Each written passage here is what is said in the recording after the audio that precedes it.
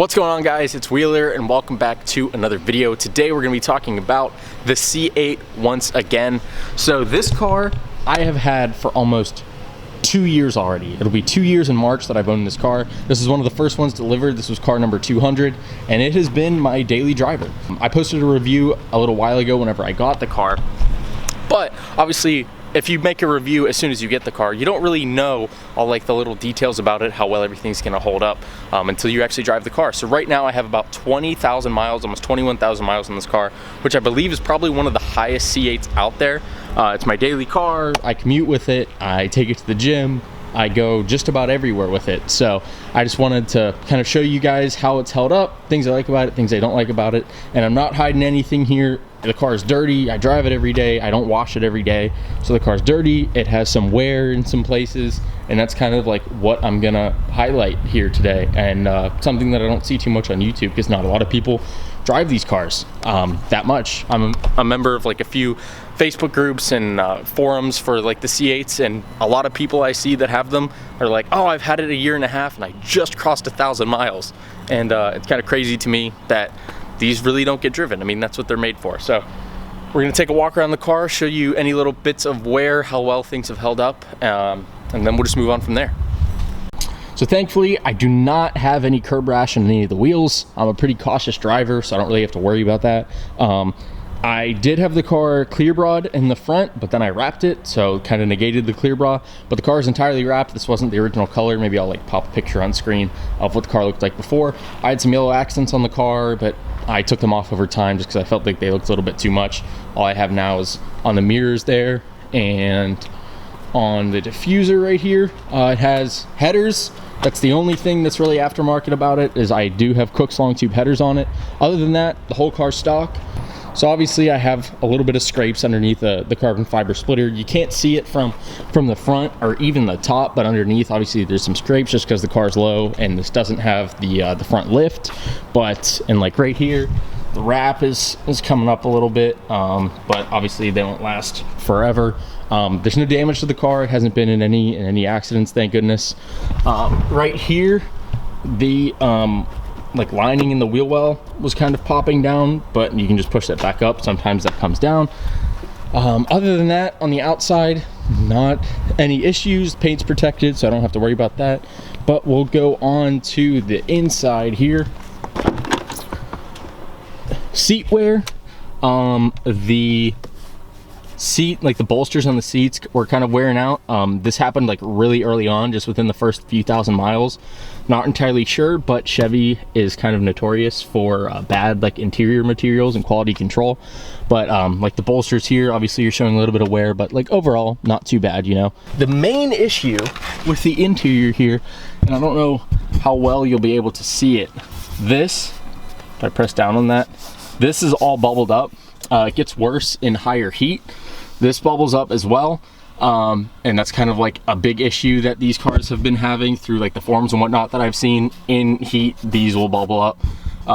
It's under warranty, so this can get fixed. I just haven't taken the time to do it. Other than that, there isn't really any like major interior wear. Things are still looking pretty good. Obviously it's dirty because I drive it all the time, but there isn't any like major issues here. We'll start up the car. Here we go. So as you can see here, 21,900 or 20,931 miles, if that'll focus. So I've definitely driven it. I also need gas pretty soon. Average like fuel economy is like 21.8 whenever I drive it. All right, so we're all set up here. We got a little bit more of a professional setup than last time, actually using my like DSLR instead of a GoPro, and we have a lapel mic. So hopefully this sounds a little bit better. I don't know, just trying something out here. So anyway, had the car 2 years, almost 21,000 miles. How's it been? What do I like about it? What don't I like about it? Bottom line, I haven't had any major issues. I've had a few like weird things, like the dash bubbling up, which is kind of common on the C7 that I had, the Stingray. The center console bubbled up like 3 or 4 times in the amount of times I had it. Like I said, the bolsters here on both sides are wearing, even on the passenger seat, which obviously gets far less use than the driver's seat. That is even wearing. So a lot of like the interior material components are kind of lacking, but it's also covered under warranty up to like, I think like 3 years, like 26,000 miles or something like that. But that's not a lot of miles, like 26,000, I'm already at 21,000. So I only have 5,000 more miles of warranty for the interior until that starts to come out of pocket. And that stuff, like if it's anything like the C7, which I'm not sure if it is, I got the center console replaced two times under warranty. So just within 30,000 miles, I had it replaced twice, and then got it replaced another 1 or 2 times where I had to pay out of pocket for that. It's crazy. Like the center console, just this like little door, I think was like $200 something, which is crazy. So something to keep in mind. But if you're in the market for a C8 right now, or buying a C8, which are going for $10,000, $20,000, $30,000 over MSRP, the $250 to fix the potential like dash may not be a big concern, but just something to bring up. Regarding like mechanical issues, this car is a 2020. I haven't had any engine or transmission issues at all, but from the forums that I'm a member of online, I've seen a bunch of people that have either the 21s or 22s that have had a lot of transmission problems. It's not every single car, but I've seen probably 10, 20 cars where they got the car, they drove it home, or they have a couple hundred miles on it, and the transmission completely went out. Wouldn't go into gear, wouldn't go into neutral, they couldn't put it in park, they couldn't drive it, the car wouldn't start. There's another issue that I was seeing where the car just straight up would not start, and they had to get it towed to a service center, where in some cases they needed an entirely new transmission, which for these cars, where if you're trying to order one and potentially pay MSRP, you're looking at anywhere from like a 6-month to like 18-month delivery window. And if you wait, say on the high end of that, you wait that 18 months and your car breaks within the first 100,000 miles, that's obviously puts a bad taste in your mouth. And I completely understand that. Luckily, this is a 2020, and I haven't really seen those transmission issues on the 2020 models, mainly just the 21, 22s. I'm not sure what changed, if it was a QC change in the way that they check the transmissions or the drivetrain. I'm not sure if that changed. I'm not sure if there was a part sourcing change. I don't know, because the transmission is the same. You know, spec-wise, it should be the exact same. The transmissions have not changed from the 21, 22, 23, and the 2020. So I'm not entirely sure where that issue is coming up. But the car has been great for me. Hopefully, if you do get one, or if you're in the market to get one, you get one of the cars that isn't having these transmission issues. That's really the main issue that I've seen. There's also like a few little like minor things. So the struts on the front and rear of the car are uncovered, and the way the struts are in the front of the car, where the water drains in the front of the car, like where the windshield wipers are, there's actually a little drain that sends the water down so it can just be poured out onto the floor from if the car gets wet, if you're washing it, or if it rains. And the struts are exposed, so the water will drain directly into the struts, which can cause premature wear or rust even on the struts. So I actually got strut covers that you can buy online. There was a guy that was making them on eBay, and they basically just like clip on to the top of the strut so water can't get into them. Again, just like a design overlook. I'm not entirely sure how that got through like QC, but it did. GM hasn't come out and said that that's entirely necessary, but some people are doing that. I did it just for preventative maintenance or preventative wear. Also, another thing people are having issues with, the radiators in the front where the like the grill inserts let air in. It's very open, and people are having a lot of like rock chip damage to the radiators. Chevy has actually, or GM has actually partnered with some manufacturer to release like aftermarket like grill inserts as like a type of like shielding, like a mesh. So some people are doing that, but then again, Chevy hasn't like recalled that and mandated that that gets installed on cars. So whether or not these issues are of importance to you are up to your own discretion.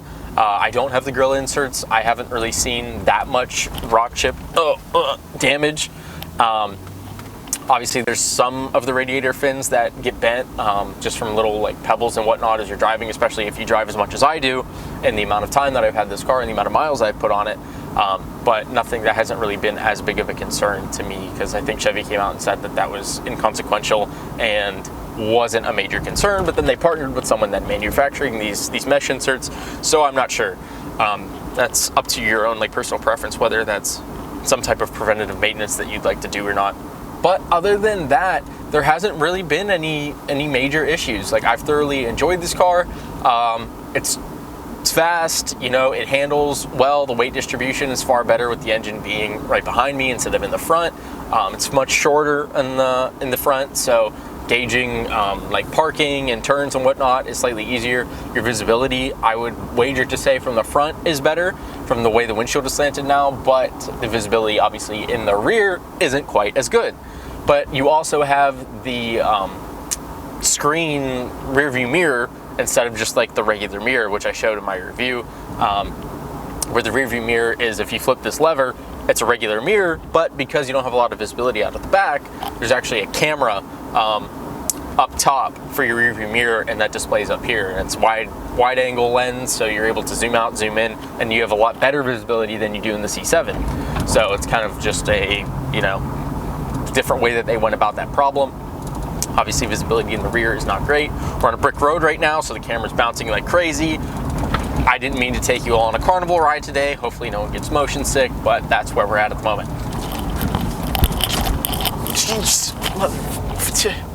Okay, we're finally off the brick road. I think the camera may have shifted like 6 inches from where it was. So now, if we compare the C7 to C8 directly, which is better? Which one do I prefer? Having had a lot of driving experience with both the cars, I had a 2016 C7 Stingray, got it brand new, put 70,000 miles on that car. Was also my daily driver.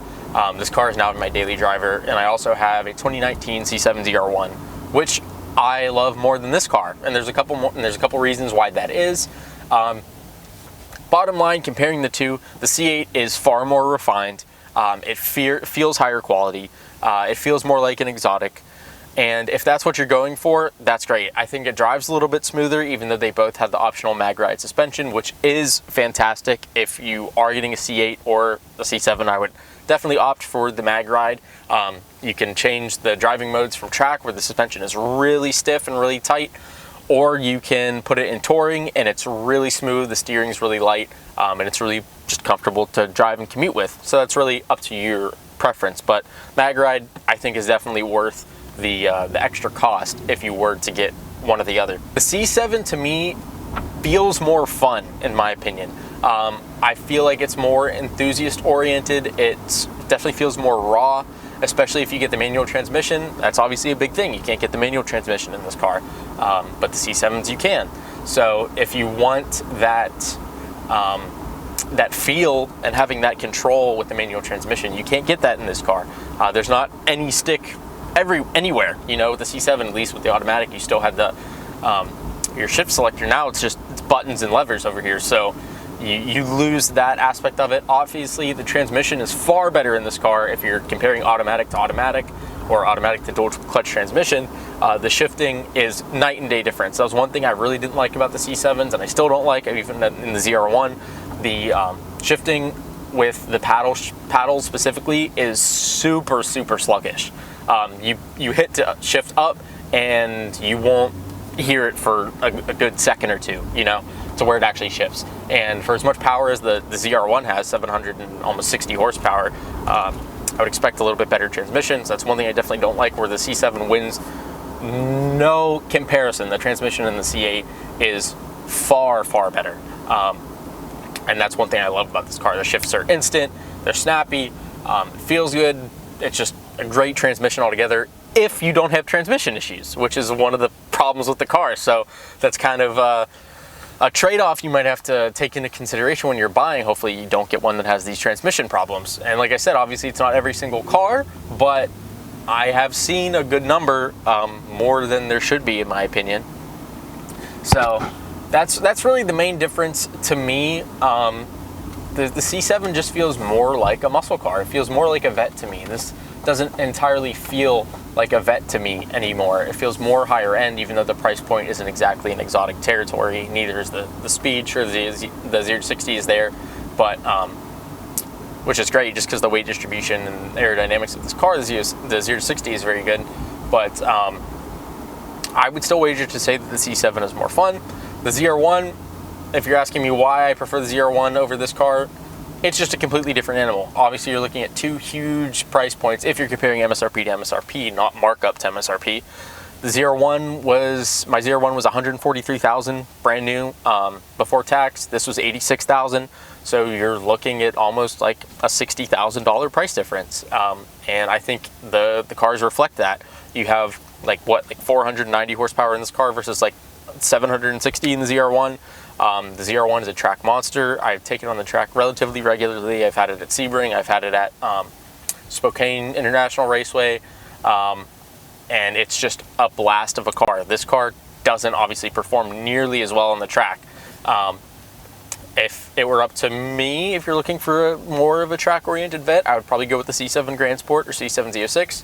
The Grand Sport doesn't have the heat soak issues that the C7 Z06 does, and this car isn't as good around a track as the Grand Sport and Z06 are, just because of the wider wheelbase and whatnot, and just how that car is put together.